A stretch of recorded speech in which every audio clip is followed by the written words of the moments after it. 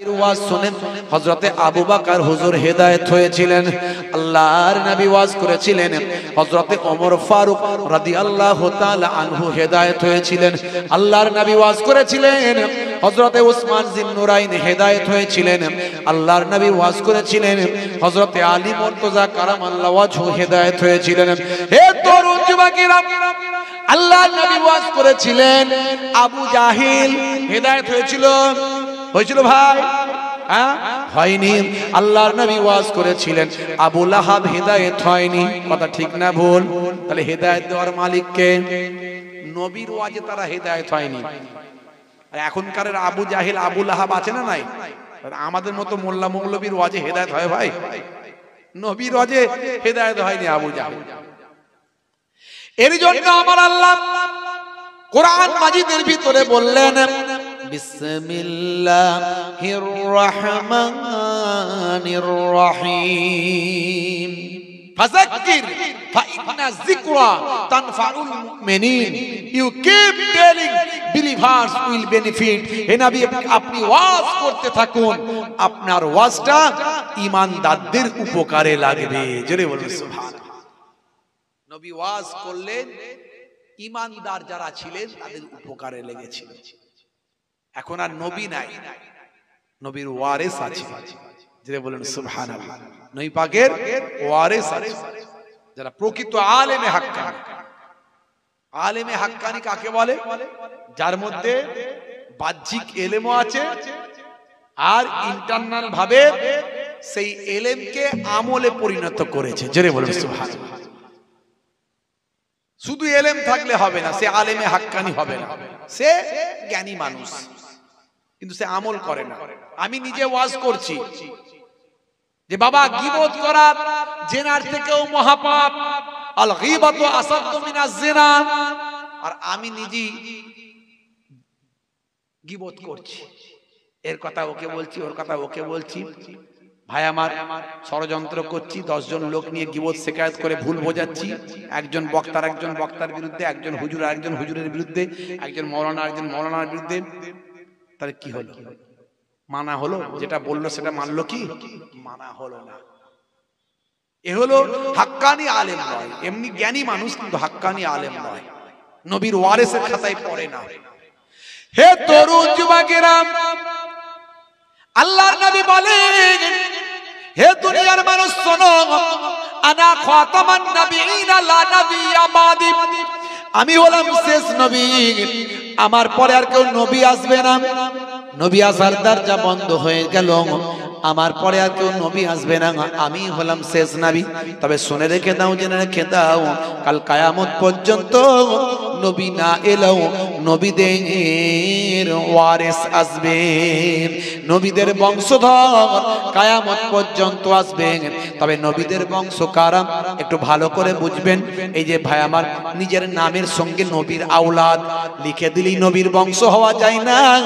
1450 বছর ধরে আপনি গ্যারান্টি দিতে পারবেন না আপনি সঠিকভাবে নবীর আওলাদের খাতায় পড়ছেন কিনা। তবে যে যা পারে লেখে। এই জন্য এই সব নিয়ে বাড়াবাড়ি করা যাবে না, বংশ নিয়ে বাড়াবাড়ি করা ইসলামে নিষেধ। হে তরুণ যুবকেরা, তবে নবীর ওয়ারিস আপনার ঘরের ছেলেটাও হতে পারে, নবীর বংশের তালিকায় আপনার ঘরের ছেলেটাও নাম লেখাতে পারে, যদি সে হাক্কানি আলেম হয়। হে তরুণ যুবকেরা, আমার নবী, দয়ার নবী জানিয়ে দেন, আল উলামাউ ওয়ারাসাতুল আম্বিয়া। যারা প্রকৃত আলেমে হাক্কানি, তারা সব নবীদের বংশধর। জোরে হবে না? জোরে হবে না? আমার বাপের দিক থেকে, মায়ের দিক থেকে, দাদুর দিক থেকে, দাদির দিক থেকে, নানার দিক থেকে, আমি মোহেবুল্লাহ হুসাইনি, সব দিক থেকে যদি দেখেন, কুরসি নামাটা কুরাইশ খানদানের সঙ্গে গেছে, আহলে বায়াত খানদানের সঙ্গে গেছে। কিন্তু এই নিয়ে আমার মুখ থেকে কোনোদিন শুনবেন না আং বাং তাং যা খুশি বলবো না। আমার দাদুজান কোনোদিন বলতেন না, নানাজান কোনোদিন বলতেন না, তারা নিজেদের নামটা আহকার বলে লিখতেন ছোট করে, বুঝতে পারছেন? আমার আব্বাজান কোনোদিন বলেন। এখন অনেক সব বক্তারা বেরিয়ে, এখন বিরাট ব্যাপার স্যাপার, বুঝতে পারছেন? তো মনে রাখবেন, কেউ বংশ নিয়ে কেউ বীরত্ব নিয়ে, কেউ মৌলানাগিরি নিয়ে, কেউ মুফতিগিরি নিয়ে গর্ব করা ইসলামে নিষেধ। ইন্নাল্লাহা লা ইউহিব্বুল মুতাকাব্বিরিন, অহংকারীকে আমার আল্লাহ পছন্দ করেন না। ভাইয়েরা আমার, আমি যদি ছোট হুজুরের নাতি হয়ে গর্ববোধ করি, পিন্নাগরি হুজুরের পোতা হিসাবে গর্ববোধ করি, অহংকার করি, তাহলে আপনি তো নবীর খানদান, হযরতে আদম আলাইহিস সালাতু ওয়াস সালামের বংশধর। কথা ঠিক না ভুল? আপনি তো নবীর বংশধর। অর্থাৎ এগুলো ইসলামের কোনো প্রাধান্য নাই। কোটিপতি লোক মসজিদে গিয়ে দাঁড়িয়েছে, তার পাশে তার গোলাম দাঁড়িয়েছে, একটাই জায়গা ফাঁকা আছে, না হলে পরের কাতার, আগে সামনের কাতার ফিল আপ করতে হবে। এটাই ইসলামের নির্দেশ। কথা ঠিক না ভুল বলেন? কোটিপতি লোক, বিরাট বড় মন্ত্রী, বিরাট বড় নেতা, বিরাট বড় জমিদার, বিরাট টাকার মালিক, সে মসজিদে দাঁড়িয়েছে, তার ড্রাইভার সাহেব নামাজ পড়তে ঢুকে দেখছে আমার মনিবের পাশে, আমার মালিকের পাশেই জায়গাটা ফিল আপ করতে হবে, কাতারটা ভরাতে হবে। তাই সে কি পেছনের কাতারে চলে যাবে, না তার মালিকের পাশেই দাঁড়াবে? কোনটা? যেটা বলেন, মালিকের পাশেই দাঁড়াবে। কাঁধে কাঁধ লাগলো, পায়ে পা ঠেকলো, বোঝা গেল না কে মনিব আর কে গোলাম। মনে হয় সব আল্লাহর দরবারের গোলাম। জোরে বলুন সুবহানাল্লাহ। এর নাম ইসলাম, এর নাম ইসলাম। अंधे को रास्ता दिखाने का नाम है इस्लाम, प्यासे को पानी पिलाने का नाम है इस्लाम, भूखे को खाना खिलाने का नाम है इस्लाम, अमानत का नाम है इस्लाम, इबादत का नाम है इस्लाम, और मोहब्बत का नाम है इस्लाम। जरे बोलो सुभान अल्लाह। इस्लाम, ISLAM, Islam, I for I, S for soon, L for love, A for mankind, I should love all mankind। অর্থাৎ আমার উচিত সারা বিশ্বের মানুষকে ভালোবাসা। জোরে বলুন সুবহানাল্লাহ। লা ইয়ারহামুল্লাহু মান লা ইয়ারহামুন নাস, যে মনুষ্য জাতির উপর দয়া করে না, মহান আল্লাহ তার উপর দয়া করেন না। জোরে হবে না? যারা ইসলাম বোঝে না, তারা ইসলাম নিয়ে কটূক্তি করে। বুঝলে বুঝপাতা, না বুঝলে তেজপাতা। ইসলাম ধর্ম নিয়ে মানুষের মধ্যে একটা ভয় ভীতি তৈরি করার চেষ্টা করা হচ্ছে। বলছে এইবারই সময়, এইবারই নাকি সময়, যদি পাল্টাতে না পারো তাহলে সব মুসলিমরা সব নিয়ে নেবে। সর্বনাশ করেছে। কি রে ভাই, হাজার বছর ধরে হিন্দু, মুসলিম, খ্রিস্টান, জৈন বাস করছে, এসব কি প্রচার করছে, এগুলো কি বক্তব্য দিচ্ছে? এগুলো ইংরেজদের আমল 200 বছর গেছে, তার আগে মোগলদের আমল। ভাই আমার, মোগল সুলতানেরা শাসন করেছে প্রায় 800 বছর। 800 বছর যেখানে মোগল সুলতানেরা শাসন করলো, ইংরেজরা 200 বছর শাসন করলো, তারপরেও মুসলমানরা সংখ্যা লঘুই রইল, সংখ্যা গুরু হয়নি। কি নিয়ে নেবে ভাই? এইভাবে মানুষকে ভুল বুঝিয়ে একটা ধর্মের সঙ্গে আর একটা ধর্মের অশান্তি লাগানোর চেষ্টা করছে একটা বিশেষ দল, বিশেষ একটা দল। রাজনীতির সুবিধা নেওয়ার জন্য, গদির জন্য, চেয়ারের জন্য, ক্ষমতার জন্য লড়াই হিন্দু মুসলমানের লড়াই নয়। এই লড়াইটা হিন্দু মুসলমানের লড়াই নয়, বরং এই লড়াইটা একটা বিশেষ দল যারা হিন্দু মুসলমান করে আমাদের সংবিধানকে ধ্বংস করার চেষ্টা করছে। সংবিধানকে রক্ষা করার লড়াইয়ে শুধু মুসলমান নয়, শুভবুদ্ধি সম্পন্ন কোটি কোটি হিন্দু, খ্রিস্টান, জৈন, বৌদ্ধ সবাই সম্মিলিতভাবে ওই সাম্প্রদায়িক দলের বিরুদ্ধে লড়াই করছে। বুঝতে পারছেন? এই সাম্প্রদায়িক দল যদি কোনোদিন কোথাও ক্ষমতায় এসেছে, আপনারা দেখতে পাচ্ছেন যেখানে যেখানে আছে কি চলছে সেখানে। আপনি বলবেন এও খারাপ, সেও খারাপ, ও খারাপ। আরে ভাই, আমাদেরকে ওরই মাঝখানে হিসাব করে চলতে হবে, কোনটাই আমাদের লাভ আর কোনটাই লস। সব খারাপ আমি মেনে নিচ্ছি, খারাপ ভালোর মধ্যে, খারাপের মধ্যে কে ভালো সেটাকে তাহলে বাছাই করতে হবে। তা বলে তুমি রাগ করে সেই রাগ করে আমি পুকুরে ডুব মেরে দিচ্ছি বললে তো হবে না, আরো বিপদ চলে আসবে। হে তরুণ যুবকেরা, হে আমার বন্ধুরা, শুনে রেখে দিন বাবা, জেনে রেখে দেন। হে মুসলমান, একটু লক্ষ্য করুন, ইসলাম শান্তির কথা বলেছেন আল্লাহর নবী 1450 বছর আগে। দয়ার নবী আমার পৃথিবীর জমিনে যখন এলেন, পৃথিবীর মানুষ অনাচার, অত্যাচার, পাপাচারে লিপ্ত হয়েছিল। 500 বছর কোনো নবী ছিল না, 500 বছর কোনো প্রফেট ছিলেন না, 500 বছর কোনো গাইডার ছিলেন না। পৃথিবীর মানুষ অত্যাচার, অনাচারে লিপ্ত হয়েছিল। আমার আপনার নবী পৃথিবীর জমিনে এসে পৃথিবীর মানুষকে সঠিক পথে দিশা দিতে লাগলেন। হে তরুণ যুবকেরা, আমার আপনার নবী ভাই আমার আল্লাহ প্রদত্ত নির্দেশনা ফলো করলেন। উদউ ইলা সাবিলি রাব্বিকা বিল হিকমাতি ওয়াল মাউইজাতিল হাসানা। হে তরুণ যুবকেরা, আল্লাহর নবী দু জাহানের বাদশা, মানুষকে কৌশলের দ্বারাই, মানুষকে সুন্দর উপদেশের দ্বারা তারা অন্যায় থেকে দূরে করলেন, অন্যায় থেকে দূরীভূত করলেন, অপরাধ মুক্ত সমাজ তৈরি করলেন। যারা নারীর সতীত্ব নষ্ট করত, তারাই নারীর সতীত্ব রক্ষা করল। যারা চুরি করত, তারা চুরি করা বন্ধ করে, যাতে করে চুরি না হয়, তারা পাহারাদার হয়ে গেল।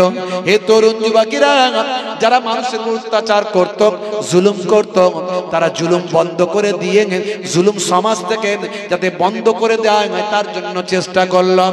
আমার আপনার নবীর কথা আরবের মানুষ হেদায়েত হলো।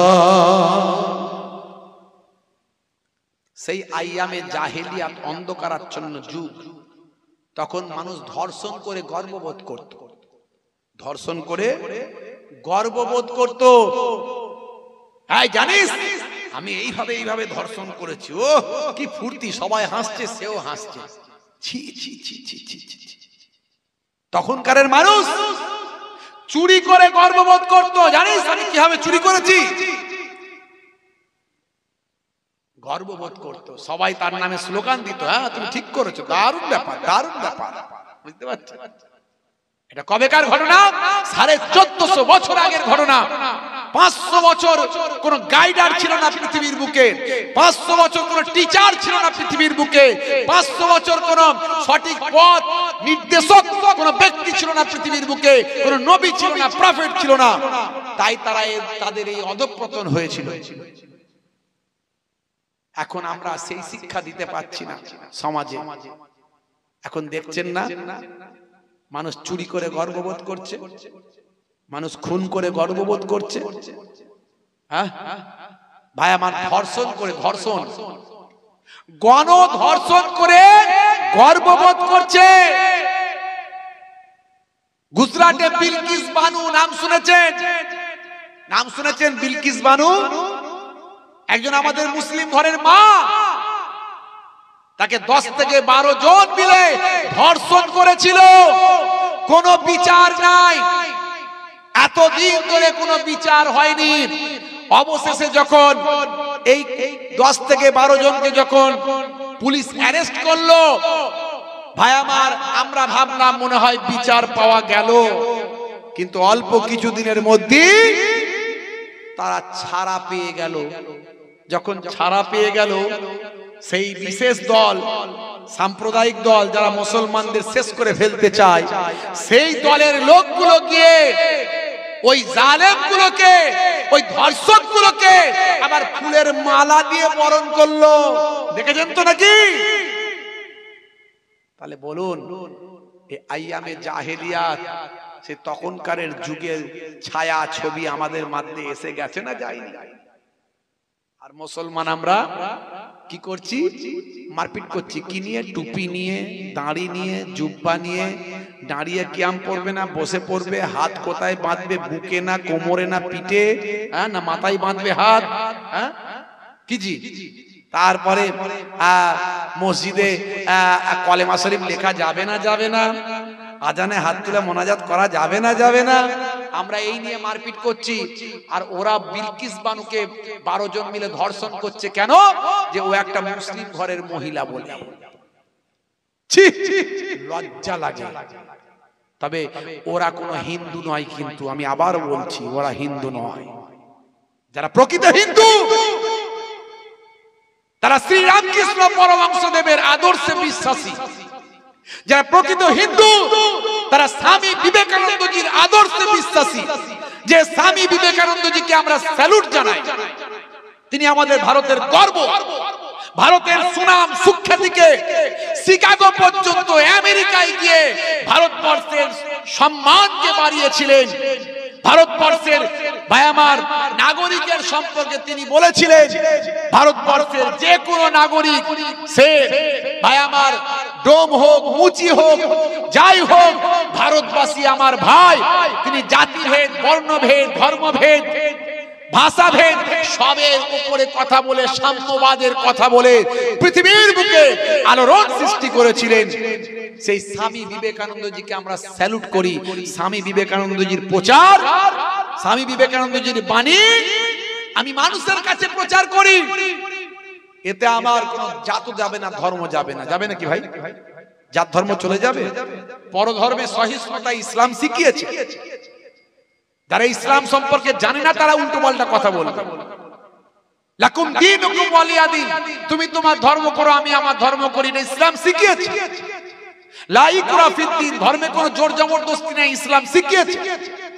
একজন নিরীহ মানুষকে হত্যা করা মানব জাতিকে হত্যা করার সমান, ইসলাম শিখিয়েছে। রক্তের সম্পর্কে সারা বিশ্বের মানুষ একে অপরের ভাই। হিন্দুও তোমার ভাই, খ্রিস্টান, জৈন, বৌদ্ধ, মুসলিম সবাই তোমার ভাই, রক্তের সম্পর্কে ভাই, ইসলাম শিখিয়েছে। সেই শ্রী রামকৃষ্ণ পরমহংসদেব, স্বামী বিবেকানন্দজি, তাদের আমরা সম্মান করি। স্বামী বিবেকানন্দজি গেরুয়া পোশাক পরতেন, গেরুয়া, তাই তো নাকি? এই গেরুয়া হলো ত্যাগের প্রতীক। এই গেরুয়া পোশাককে আমরা সম্মান করি, কিন্তু বড় দুঃখ লাগে এই গেরুয়া পোশাক পরে মুসলমানের দাড়ি ধরে বলছে বল জয় শ্রীরাম। পুরুষোত্তম রামজি তিনি সম্মানের বিষয়, সম্মানের ব্যক্তিত্ব, তার নামকে অপমান করে মুসলমান দেখলে দাড়ি ধরে বলছে বল জয় শ্রীরাম। এটা হিন্দুরা বলেনি, একটা বিশেষ দল। বড় দুঃখ লাগে, এরাও কিন্তু গেরুয়া পরে। এই গেরুয়া আর স্বামী বিবেকানন্দজির গেরুয়া এক নয়। ওই যে দেখছেন না উত্তরপ্রদেশে একজন মুখ্যমন্ত্রী আছেন, চেয়ারটা সম্মানের চেয়ার, তাদেরকে সম্মান দিয়ে কথা বলি আমি, মাননীয় যোগীজি। এই যোগীজির গেরুয়া পোশাক আর স্বামী বিবেকানন্দজির গেরুয়া পোশাক এক নয়। ওই যোগীজি তিনি অল্প কিছুদিন আগে মনে আছে আপনাদের বলেছিলেন মুসলিম নারীদের কবর থেকে তুলে ধর্ষণ করো বলেছিল। ছি, লজ্জা লাগে। যেখানে স্বামী বিবেকানন্দজি তিনি সম্মান বাড়াচ্ছেন, যেখানে রামকৃষ্ণ পরমহংসদেব যত মত তত পথের কথা বলছেন, সেখানে একজন সেই গেরুয়া পরে ঘৃণা ছড়াচ্ছেন। আসলে প্রকৃত হিন্দু ধর্মের ধর্মগুরু ভাই আমার তারাই, যারা প্রকৃত মানুষকে ভালোবাসার কথা বলে। সব ধর্মের মূল কথা হলো ভালোবাসা, শান্তি, সম্প্রীতি। বুঝতে পারছেন কথা ভাইরা আমার? গেরুয়া পল্লী তো আর স্বামী বিবেকানন্দজি হওয়া যায় না। টুপি দাড়ি জুব্বা পল্লী তো প্রকৃত মুসলমান হওয়া যায় না। মুসলমানদের মধ্যে খারাপ নাই, অনেক খারাপ আছে। দাড়ি টুপি রেখে অন্যায় কাজ করে ফেলছে, তবে যদিও সেটা সংখ্যায় কম। দাড়ি টুপিওয়ালা মানুষ অন্যায় কাজ করছে না, সংখ্যায় কম।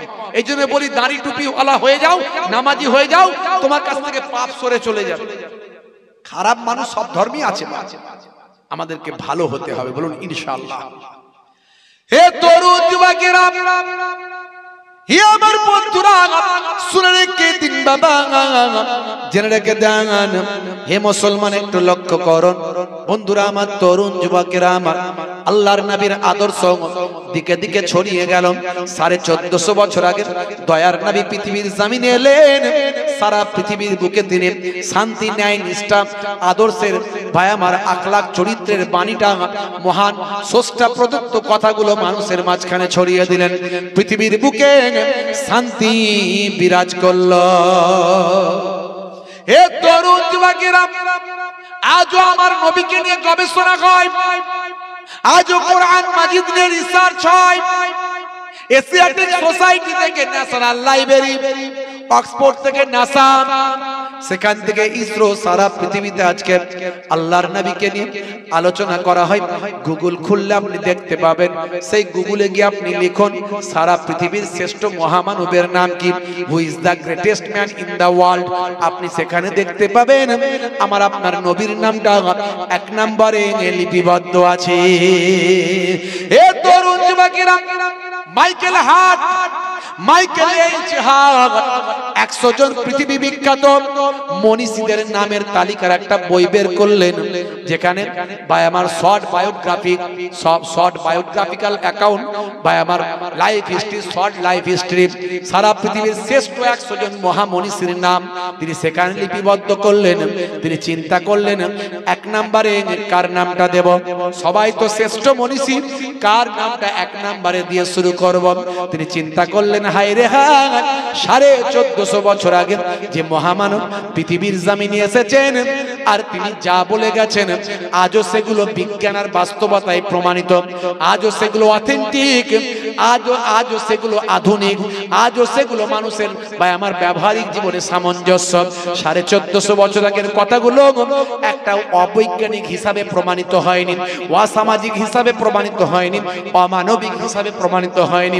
হে তরুণ যুবকেরা, মাইকেল এইচ হার্ট তিনি অবাক হলেন, 1450 বছর আগে যে মহামানব এলেন তার কথাগুলো আজকের যুগেও মানুষ স্বীকার করতে বাধ্য হয়। তিনি ঠিক করলেন না না, এরকম মহামানবের নামটা 1 নম্বরে আমি লিপিবদ্ধ করলে কেউ আমার দিকে কোশ্চেন করতে পারবে না, কারণ 100 জন সেরা মনীষীর মধ্যে সবাই তো সেরা, তার মধ্যে এমন একজন মহামনীষীর নাম দিয়ে আমি শুরু করছি যার ব্যাপারে কোনো কোশ্চেন কেউ করতে পারবে না। তাই তিনি শুরু করলেন তার কিতাবের, তার বইয়ের প্রথম ভাই আমার মনীষীর নাম দিলেন আমার আপনার নবীর নাম মুহাম্মদ সাল্লাল্লাহু আলাইহি ওয়াসাল্লাম। জোরে হবে না? আর জোরে হবে না? ভাইরা আমার, সেই নবীকে শুধু আমরা মুখে ভালোবাসি, আই লাভ মুহাম্মদ সাল্লাল্লাহু আলাইহি ওয়াসাল্লাম কটা ব্যানার টাঙিয়ে দিলাম না, সেই নবীকে ভালোবাসতে গেলে কি করতে হবে আল্লাহর নবী নিজে বলছেন। কি বলছেন? হে তরুণ যুবকেরা, তোমরা বলো নবী ভালোবাসি, শুনে রেখে দাও আমি বলছি কে আমাকে ভালোবাসে। আল্লাহর নবী বললেন শুধু শুনে রেখে দাও, জেনে রেখে দাও কে আমাকে ভালোবাসে সেটা আমি নিজেই বলছি, শুধু মুখে বললে হবে না নবী ভালোবাসি, নবী ভালোবাসি। হে তরুণ যুবকেরা, হে আমার বন্ধুরা, আল্লাহর নবী বললেন মান হাব্বা সুন্নতি ফাকাদ আহাব্বানি ওয়া মান আহাব্বানি কানা মাই ফিল জান্নাহ, যে আমার সুন্নতকে ভালোবাসলো সে আমি রাসূলকে ভালোবাসলো। আবার বলছি, যে আমার সুন্নতকে ভালোবাসলো সে রাসূলকে ভালোবাসলো, আর যে আমি রাসূলকে ভালোবাসলো সে আমার সঙ্গী জান্নাতি হয়ে গেল। জোরে হবে না? জয় হবে না? আচ্ছা বলুন তো কারা কারা জান্নাতি হতে চান? হাত তুলে দেখান তো দেখি। এই যে হাত তুলছে না সে কি জান্নাতি হতে চায় না নাকি? মাশাআল্লাহ, জানেন মাশাআল্লাহ, নারে তাকবীর, নারে তাকবীর। হাত কম বেশি আমরা সবাই তুলেছি, হয়তো কেউ ঘুমিয়ে পড়েছে তুলতে পারেন না, সবাই তুলেছি। বাবা জান্নাতি হতে হবে, নামাজ পড়ি আর নাই পড়ি, কথা ঠিক না বলি, জান্নাতি আমাকে হতে হবে, কথা ঠিক না বলি? হাত তাহলে তুলে দিয়েছি, তাই তো? হাত আল্লাহর দরবারে উঠে গেছে, সাক্ষী হয়ে গেছে। তো জান্নাতি হতে সবাই চান, কিন্তু জান্নাতি হতে গেলে কি করতে হবে? নবী বলেছেন কি? আমার সুন্নতকে ভালোবাসতে হবে। মাথা থেকে পা পর্যন্ত দেখলে বোঝা যায় কোনো সুন্নত নাই, বলছে জান্নাতি হবে, কথা ঠিক না? মিলাদুন নবীতেও যায়, আবার সকাল হলে লটারির টিকিট কেটে ভাগ্য পরীক্ষা করে ভাই। মাঝে মাঝে সিগারেটের টান মারে, ধোঁয়া উড়িয়ে পাক দিয়ে ঘুরিয়ে দেয়।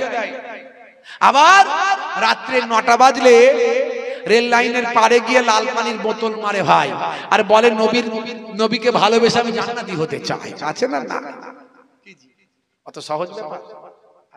তার জন্য আমাদের কাজ করতে হবে। হে তরুণ যুবকেরা, এই দুনিয়া হলো ক্ষণস্থায়ী, পরকাল চিরস্থায়ী। ভারতের গবেষণা বলছে, স্বাস্থ্য বিশেষজ্ঞরা বলছেন ভারতের মানুষের গড় বয়স হলো 60। আপনার বয়স যদি 40 হয়ে যায় আপনি ধরে নিতে পারেন আর 20 বছর বাঁচবেন, এটা স্বাস্থ্য বিশেষজ্ঞদের মত।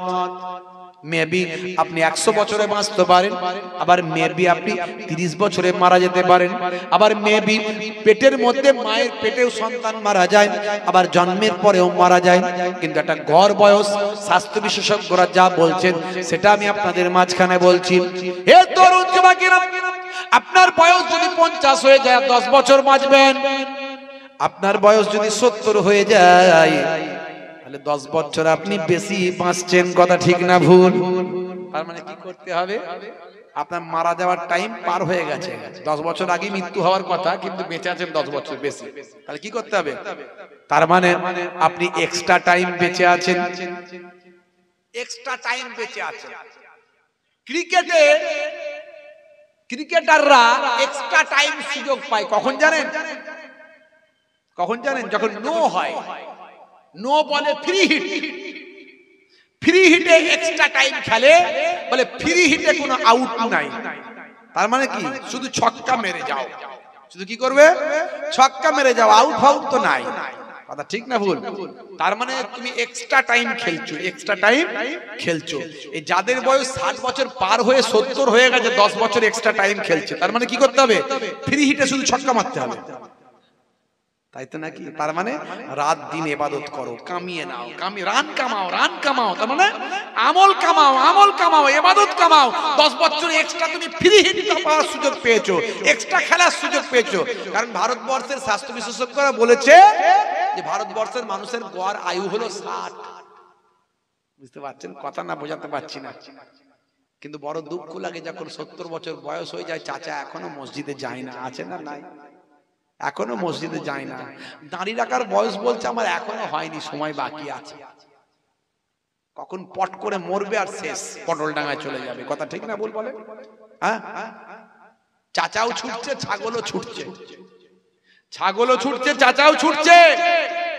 ছাগল ছুটে ছুটে মসজিদের ভিতরে ঢুকে গেছে, চাচার মসজিদে ঢুকেনি, মসজিদের বারান্দায় দাঁড়িয়ে গেছে। আসরের নামাজ পড়ে নামাজিরা বেরোচ্ছে, আর ছাগল দেখতে পেয়ে বলছে হাট হাট, ছি ছি ছি, কোথা থেকে এলো, মসজিদে ঢুকলো, কোন পায়ে এলো, কোন নোংরা পায়ে এলো, হায় হায়, নামাজিরা নামাজ পড়বে, ইস সব নোংরা করে দিল, বেরো বেরো বেরো, দুরহা দুরহা, ছি ছি ছি ছি, থো থো থো, ইস ইস ইস। ওই চাচা তখন মসজিদের সিঁড়ি থেকে সব দেখছে, দেখে কিছুক্ষণ পরে বলছে হ্যাঁ গা, তোমাদের কোনো বুদ্ধি শুদ্ধি আছে? বলে কেন? কোনো জ্ঞান ব্রহ্ম তোমাদের আছে? বলে কেন, কি হয়েছে? বলে এই যে একটা অবেলা ছাগল মসজিদে নালে ঢুকিয়ে গেছে, তোমরা যেন কি নাই করছো, ছি থো থা থু হি সাজ বলছো। হ্যাঁ, একটা ভদ্রতা বলে কোনো জিনিস নাই। একটা অবেলা জানোয়ারকে কি ব্যাপারে এইভাবে ছিছা থোথা করে তাড়ায়? হ্যাঁ, ওর কি বুদ্ধি আছে? আরে বুদ্ধি থাকলে মসজিদে ঢুকতো। আরে আমাকে তুমি ঢুকতে দেখেছো? সর্বনাশ, চাচার অনেক বুদ্ধি, মসজিদে ঢোকে নেই। বুঝতে পারছো? হাই রে হাই, রাগ করবেন না বাপ। হে তরুণ যুবকেরা, হে আমার বন্ধুরা, শুনে রেখে দিন বাবা, জেনে রেখে দেন, 1450 বছর আগে আল্লাহর নবী আপনাকে আমাকে নামাজ শিখিয়েছেন। স্বাস্থ্য বিশেষজ্ঞরা বলছেন নামাজের মধ্যে আছে ভালো ব্যায়াম। 1450 বছর আগে দয়ার নবী আপনাকে আমাকে রমজান মাসে 1 মাস রোজা শিখিয়েছেন। স্বাস্থ্য বিশেষজ্ঞরা বলছেন এই রমজানের রোজার মধ্যে আছে ফাস্টিং, অটোফেজি। যে অটোফেজি করলেন, রোজা রাখলে ক্যান্সারের জীবাণু পর্যন্ত মারা যায়। অর্থাৎ আমাদের শরীরের ভিতরের সজীব কোষগুলো ক্ষুধার যন্ত্রণায় নির্জীব নিষ্ক্রিয় কোষগুলো আমাদের শরীরের আবর্জনাগুলোকে খেয়ে পরিষ্কার করে দেয়। এই জাপানের বিজ্ঞানী নাম হলো মিস্টার ওসিনোরিং, তিনি অটোফেজি ব্যাখ্যা দিয়েছেন গ্রিক ল্যাঙ্গুয়েজে, যার মানে হলো আত্মভক্ষণ। এই আত্মভক্ষণ করে ভাই আমার সজীব কোষগুলো নির্জীব কোষগুলোকে আবর্জনা খেয়ে পরিষ্কার করে শরীরকে আবার তরতাজা করে দেয়। এর ফলে ক্যান্সারের মতো ভয়ঙ্কর জীবাণু থেকে মুসলমান রক্ষা পায়। হে তরুণ যুবকেরা, আল্লাহর নবী শিখিয়ে দিয়েছেন তোমরা যখন ঘুমাবে ডান দিকে কাত হয়ে ঘুমাও। স্বাস্থ্য বিশেষজ্ঞরা বলছে বাম দিকে থাকে হাট, বাম দিকে কাত হয়ে ঘুমালে হাটে চাপ পড়বে, ব্লাড সার্কুলেশন বন্ধ হবে, মেবি প্যারালাইসিস হতে পারে, অসুখ হতে পারে। নবী যা শিখিয়েছেন ঠিক। হে তরুণ যুবকের, এভাবে একটার পর একটা যতগুলো নবী বলেছেন কথা, আমার আল্লাহ যা বলেছেন সবের মধ্যে বিজ্ঞান বাস্তবতা পাওয়া যায়। এর জন্য কেসিয়াস কেলে থেকে Gary Miller, Jennifer Michael Jackson, ইলিমা দিমা ত্রিয়াঙ্ক, মিস্টার ডিউ ডেভিস, মিস্টার ব্রেইল, সেখান থেকে ডক্টর মরিস বুকাইলি থেকে শুরু করে হাসিম আমলা, জুনায়েদ জামশেদ, মেসুদ ওয়াজিল থেকে সাদিও মানে, পৃথিবীর বড় বড় কথার পণ্ডিতেরা তারা আজকে পরিপূর্ণভাবে নবীর শিষ্য হয়েছে। তাদের মধ্যে শিক্ষা আছে, জ্ঞান আছে, বিবেক আছে, অনুভূতি আছে। তারা আমার নবীর পুরোপুরি শিষ্য হয়ে গেছে, বুঝে গেছে যে ইসলাম সত্য, নবী সত্য, আল্লাহ সত্য। ইন্নাদ দীনা ইনদাল্লাহিল ইসলাম, আমি আল্লাহ, আমার মনোনীত ধর্ম হলো ইসলাম। জোরে বলুন সুবহানাল্লাহ। ইসলাম মানে কি? শান্তি। যারা শান্তির কথা বলে, শান্তির ধর্ম মেনে চলে, তারা হলো মুসলিম, যারা শান্তি বজায় রাখে।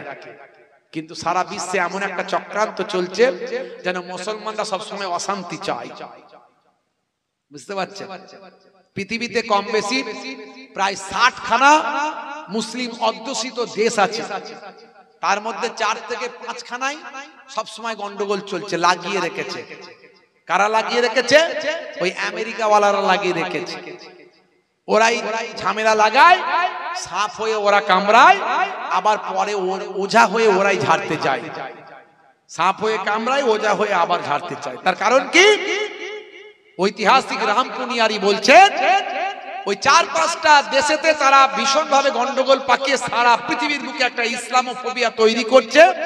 এতে তাদের দুটো লাভ, কারণ ইসলাম ধর্ম সম্পর্কে মানুষ যেভাবে জানছে, বুঝছে এবং গ্রোথ ডেভেলপমেন্ট করছে, মানুষ ইসলামকে ভালোবাসছে, সেই ভালোবাসা যাতে বন্ধ করা যায় এই নিয়ে তারা চিন্তার মধ্যে আছে। কারণ তারা গবেষণা করে দেখেছে 2050 সালের মধ্যে পৃথিবীর সবচেয়ে বেশি মানুষ ইসলাম ধর্মকে ভালোবাসবে, নবীকে ভালোবাসবে।